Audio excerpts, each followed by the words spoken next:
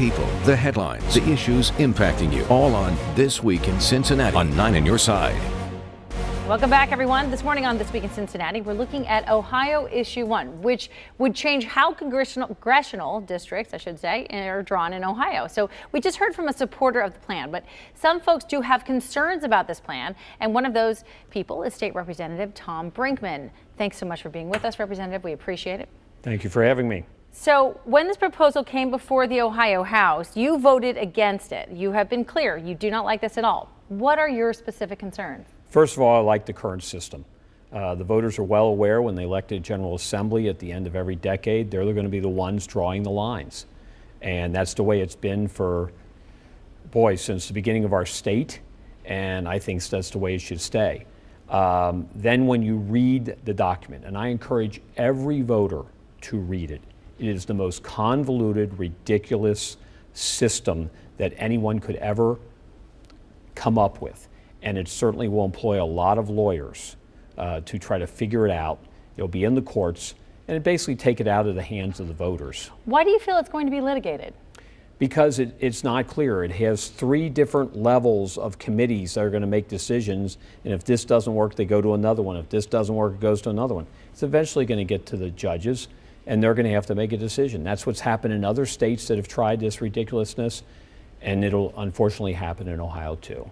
I have not read the entire thing, I admit that, but based on looking at the issues, at the 4 levels, I should say, it almost seems to me that when you get to level 3, it's incumbent upon that minority group to agree to whatever is in front of them, so that it doesn't end up back in the hands of the majority group again. So it almost feels like, yeah, there is some double jeopardy going on, so that would be helpful to getting some sort of solution done. You don't see that? No, I just see it as punting. And remember, the entrenched folks who are already in office, they're going to take care of who's already in office. And so I always say this, I have a very heavy Republican legislative district. I'm right next to someone who's a very heavy Democrat legislative district. They don't want to give me a bunch of Democrat votes so they can have a bunch of Republican votes. The folks that are in there are going to try to protect themselves first. Their goal is not going to be competitive. And remember, these committees are full of elected legislators who are going to protect each other. So I just don't see it making any difference other than just getting a lot of litigation between lawyers. So really you're saying it's just going to be a political football. No one's going to want their name attached to the fact that they helped change districting. Exactly. And really you're also saying to the victor go the spoils, because they elected a Republican group, so they're going to get what they get. Right, and it's not like we wake up in 2010 and said, oh, the people we elected are going to handle redistricting. We talk about that. That's part of a campaign issue at that every decade. So the public's well aware that that's how it's done.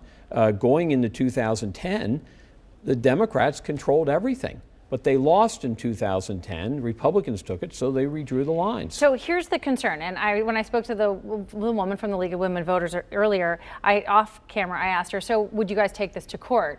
I think there's a potential for that. We've seen that happen in other states. So then what happens if it ends up in the hands of the feds to decide for the state of Ohio? You don't want that. No, we don't want that, and we want to keep be in the same. Wait, wouldn't it be incumbent on everyone to vote for it so that they can just at least come up? Can we keep this in-house, so to speak? I thought you were going a different direction.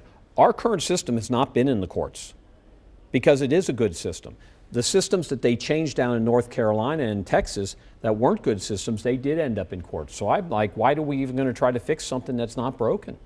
And like I said, I just encourage every voter, read it. It is so ridiculous you'll vote no. It is absolutely the most ridiculous, and it looks like it was done by a committee, because it's all about this committee will be in charge of this committee, and this committee will be this, and this committee will do this, and it's got levels. It's ridiculous. Representative Tom Brinkman, thanks so much for coming in and sharing your insight with us. We certainly appreciate having your view.